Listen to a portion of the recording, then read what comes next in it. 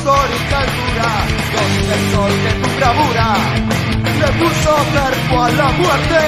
Una audición al servicio de las luchas populares. Por una juventud protagónica de las luchas, en lucha contra el capital y aspirando a construir una sociedad nueva. Buenas compañeras y compañeros, en un nuevo programa de Voces de Lucha, desde el Espacio de la Juventud Guevarista del Uruguay, destacamento juvenil del Movimiento Revolucionario Oriental. Queremos acercarles nuestro análisis de coyuntura. En ese sentido, nos pareció oportuno, a partir de que en el último mes han proliferado particularmente las noticias sobre las peleas masivas organizadas en las redes sociales, sobre todo por adolescentes y jóvenes, en donde semanas atrás se llevaba la atención la pelea convocada en torno al nuevo centro shopping, la cual obviamente copó todos los titulares y generó que tanto los medios como la población en general se escandalizaran ante esta aparente nueva expresión de violencia.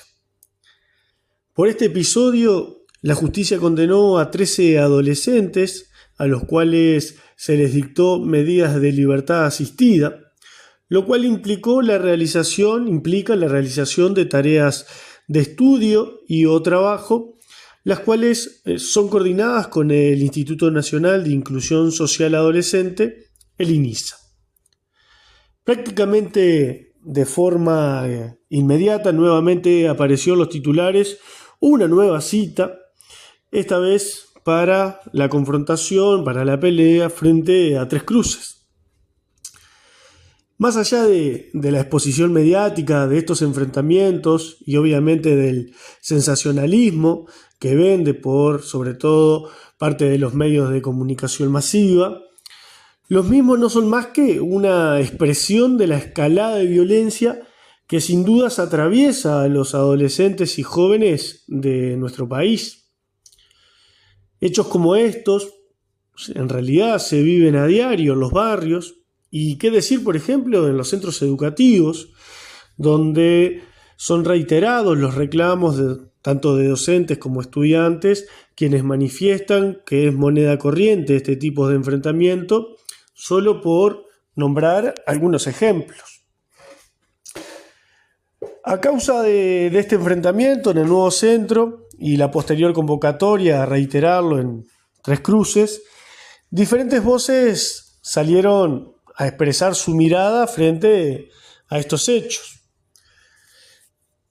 Por ejemplo, el subsecretario del Ministerio del Interior, Pablo Abdala, destacó el operativo realizado en las afueras del nuevo centro, al cual calificó de oportuno y eficaz, en donde destacó la realización de un trabajo profesional en cuanto a lo que es la prevención y la represión. Vale decir que el Ministerio del Interior incluso llegó a llevar a la zona un camión hidrante a este episodio. Tanto Abdala como posteriormente el ministro Martinelli dirigieron sus expresiones a recalcar que no se permitirían este tipo de hechos de violencia.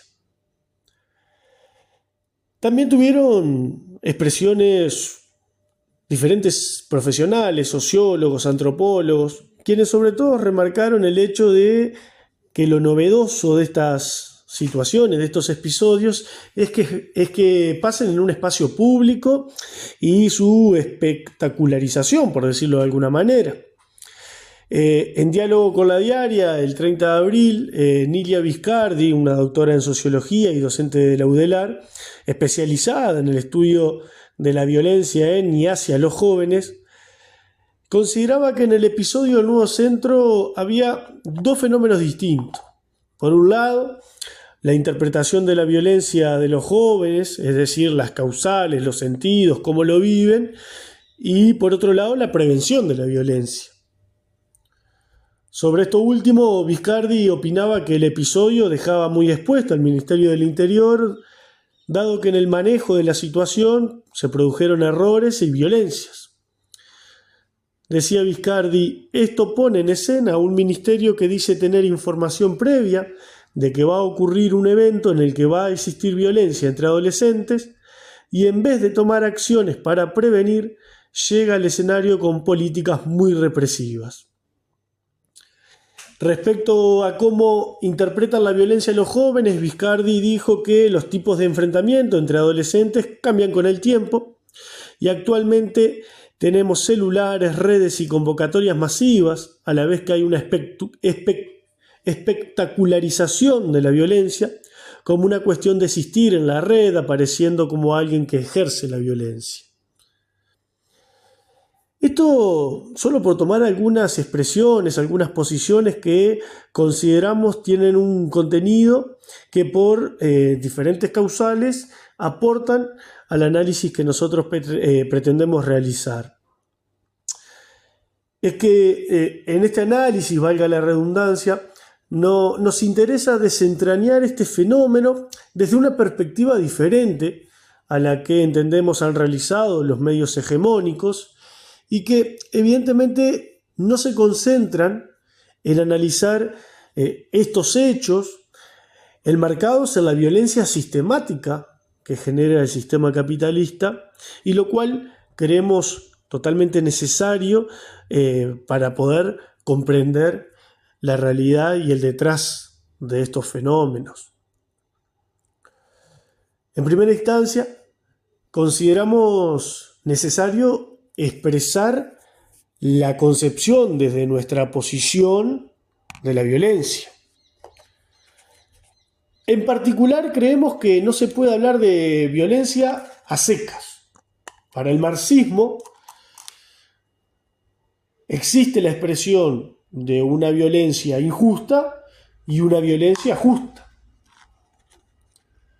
Si hay una sociedad que está dividida en clases antagónicas, hostiles, no hay ni puede haber una concepción del mundo única, general. Los trabajadores tenemos una vida distinta a la burguesía y esa vida engendra ideas diferentes para explicar el mundo. La contradicción de estas clases antagónicas se resuelve con el triunfo de lo nuevo. Los contrarios, que se excluyen mutuamente, dan cuenta de que no existe la posibilidad de conciliación. Por eso, semana tras semana, rechazamos la idea de la posibilidad de conciliar entre el burgués y el obrero, la posibilidad de humanizar el capital, etcétera, etcétera. En ese sentido, nuestra clase, la clase obrera, que es explotada y oprimida por la burguesía, es nuestra clase condenada al sufrimiento de todo tipo de violencia. Y es la burguesía la que ha sostenido y desarrollado todos los mecanismos para el impulso y el sostenimiento de esa violencia. Un ejemplo de esto puede ser el rol que asume el Estado en una sociedad dividida en clases antagónicas. Ya lo expresaba Lenin en una de sus obras más importantes, El Estado y la Revolución, donde respecto al Estado manifestaba que el Estado es una organización especial de la fuerza, una organización de la violencia para reprimir a una clase cualquiera. En este caso, obviamente, el Estado burgués utilizado como una organización de la violencia para reprimir a nuestra clase obrera. Y los adolescentes y jóvenes de nuestra clase son sometidos cotidianamente a todo tipo de expresión de la violencia.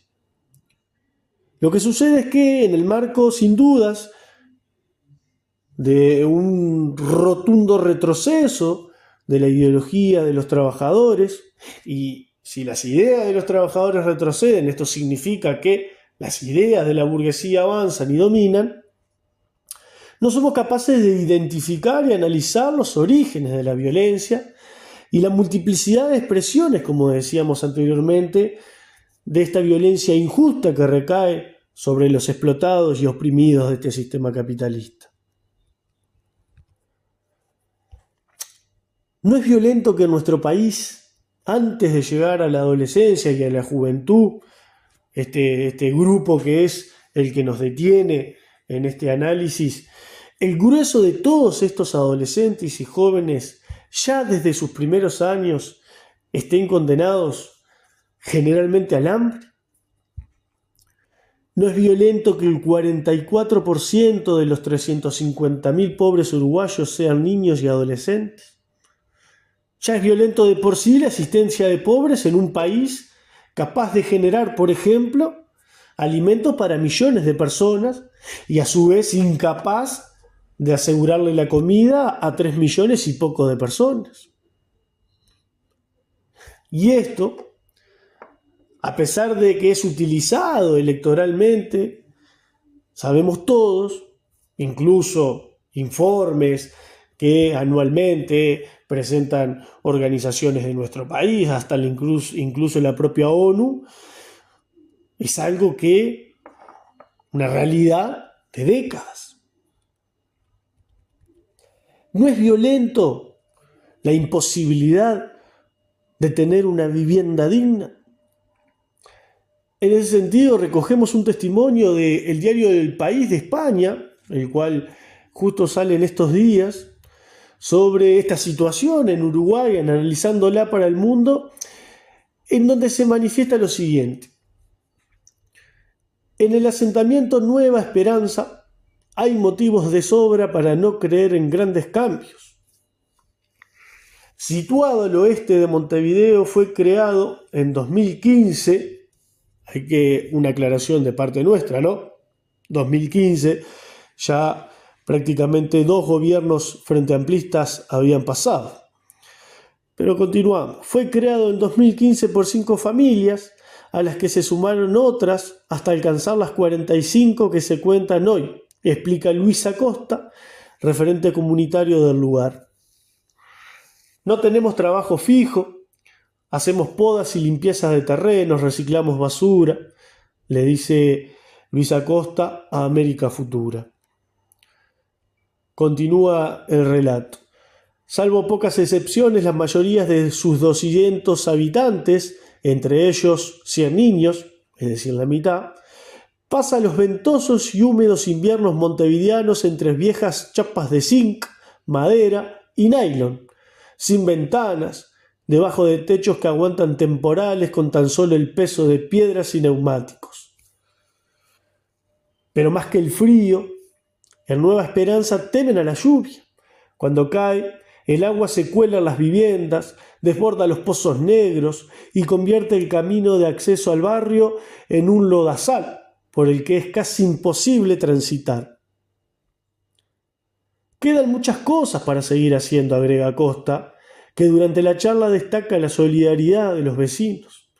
Juntos mantienen una olla popular, asegura, también un merendero, que funciona en el centro comunal.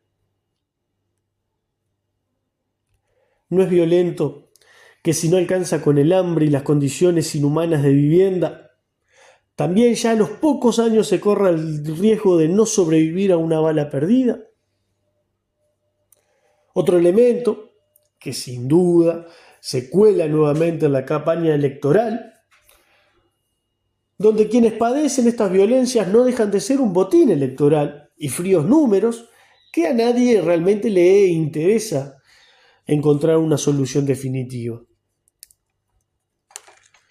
La discusión ya prácticamente mensual entre referentes del Pereira Rosell y el Ministerio del Interior en cuanto a las cifras de los niños y niñas que ingresan al Pereira Rosell baleado da cuenta de un uso político de las cifras, pero de una realidad que no se puede barrer bajo la alfombra, ya que es una realidad cotidiana, lamentablemente, y que ha tendido a profundizarse. A fines de febrero, el jefe de emergencia pediátrica del Pereira Rosell, Javier Prego, manifestaba en un programa radial en Perspectiva que, textualmente citamos, efectivamente se ha visto un aumento progresivo, pero no es que haya un aumento de corte, a partir de tal año se generó un quiebre. Lo que pasó a ser no intencional pasó a ser intencional en la mayoría de los casos, vinculados además a escenarios de violencia. También hubo un cambio en las edades. Empezamos a ver niños más pequeños que fueron víctimas de esos escenarios de violencia y con una mayor gravedad de las lesiones provocadas. Esto coincide con estas últimas semanas en las que hemos tenido niños que han fallecido. En el hospital murió un niño de edad escolar por herida de bala y otros 2 no llegaron al centro. En pocos meses hemos tenido 3 fallecidos. Es un número que para Uruguay genera mucha preocupación y la mayoría de la población afectada por heridas de arma de fuego es vulnerable, que se atiende en el subsector público. Y se va creciendo entre el frío, se va creciendo entre el hambre, se va creciendo en la miseria. Se va creciendo y estos niños y niñas continúan condenados.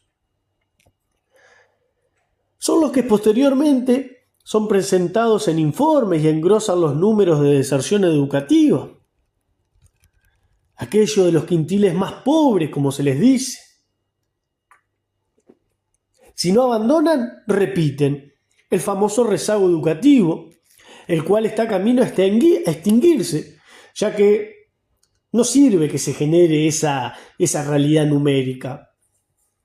Y para las autoridades educativas, más allá del gobierno de turno, no existe diferencia entre que continúe sin abandonar o rezagarse, si está la posibilidad de darle la posibilidad, valga la redundancia, de avanzar en el sistema educativo con planes que lo vayan moldeando la formación de la futura mano de obra barata que necesitan las multinacionales a las cuales los diferentes gobiernos entregan nuestros recursos naturales y nuestra mano de obra. No es violento que sean estos adolescentes que, como si se tratara de un plan macabro, se los prepara a sabiendas de que deberán cumplir el rol de mano de obra barata. No es violento que sean los mismos que después son precarizados en sus trabajos, sometidos por las patronales que se aprovechan del enorme número de desempleados juveniles. No es violento que sean a quienes se les obliga a trabajar sin ninguna seguridad social, ya que gran parte de ese más de 20% de trabajadores históricamente en negro está compuesto por estos jóvenes y adolescentes.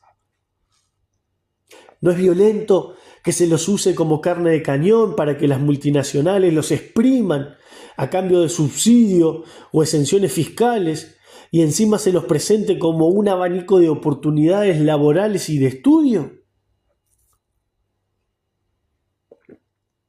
Son los mismos que crecieron y de niños pasaron a adolescentes cargando con el porte de la apariencia delictiva. Esos que son condenados y estigmatizados por su apariencia y en un hecho de cuasi segregación no pueden habitar barrios que no sean los suyos sin pasar por el control policial. No es violento crecer entre balaceras y disputas de bandas por control del territorio. No eran violentos los megaoperativos de Bonomi criminalizando a los jóvenes y haciendo la vista gorda con los delincuentes de cuello blanco. No es violento el gatillo fácil contra jóvenes como el caso de Santiago Barreto, por nombrar alguno, asesinado por un policía mientras circulaba en su moto por el barrio El Cerro. No es violento que las cárceles, las calles y las bocas de venta de drogas se llenen de jóvenes provenientes de los sectores más vulnerables. No son violentas todos tipos de denuncias a las condiciones inhumanas de los centros de reclusión juvenil. Ese mismo INISA, que debía coordinar las tareas de estudio y trabajo para los involucrados en la trifulca del nuevo centro, es el que recibe año tras año denuncias por organismos de derechos humanos. Tomemos lo que se decía en 2019 como una forma sencilla de apreciar que la violación de derechos humanos es una política de Estado. Es decir, 2019, 15 años de gobierno frente amplistas han pasado. Y allí un informe del CERPAJ decía: en la gran mayoría de los centros de INISA, la privación de libertad sigue siendo violatoria de derechos, especialmente en los establecimientos de máxima contención. Ciertamente sigue predominando prácticas de control con consecuencias tales como encierro compulsivo, actividades insuficientes y naturalización de la violencia simbólica y real. Esta impronta condiciona, cuando no obtura, toda otra posibilidad educativa con esta población, sostiene en el informe. Sin dudas, habría que leer un informe de este año del CERPAJ que seguramente poco y nada ha cambiado sobre la realidad de lo que allí viven en el INISA los adolescentes de nuestra clase. Esa misma policía que está para prevenir, como tomamos de las expresiones de Martinelli y Abdala al comienzo, la policía con ese eslogan de "está de tu lado", la policía es la que cumple con el rol de ser una fuerza represiva que utiliza el Estado burgués para darle continuidad y aseguramiento de sus políticas de explotación y opresión. Obviamente que todo este análisis no puede hacer la vista gorda frente al aumento de la lumpenización de una vastedad de adolescentes y jóvenes de los sectores más vulnerables, producto pasivo de esa putrefacción de las capas más bajas de esta sociedad capitalista, como por ejemplo en su momento describía Marx. Objetivamente, desarrollan prácticas que en ningún caso deben reivindicarse y sin dudas deben combatirse. Pero no creemos que sea mediante la exigencia de mayor represión o depositando la confianza en los aparatos represivos, como suelen ser las primeras medidas e ideas que incluso nacen y crecen desde la propia clase obrera para tratar de acabar con este problema. Consideramos que esto no es más que apagar un incendio con nafta. Frente a todas estas expresiones de violencia a las cuales los trabajadores somos condenados a vivir y a apreciar, debemos ser claros que la ideología de nuestra clase es la ideología de nuestra clase la que nos exige plantear que más allá de las luchas concretas y reivindicativas a corto plazo, que sin duda deben darse para paliar el estado de situación actual, estas no pueden estar desvinculadas de planteos estratégicos, de planteos superadores de este sistema actual, de donde se engendra toda la violencia que hemos venido describiendo. Nuestras acciones deben dirigirse a conquistar, obviamente, soluciones inmediatas, pero a sabiendas que el único cambio real y posible para nuestra clase y quienes formamos parte de la misma es con la destrucción del sistema capitalista y la construcción del socialismo. Le damos las gracias por la atención prestada y nos volveremos a encontrar la próxima semana.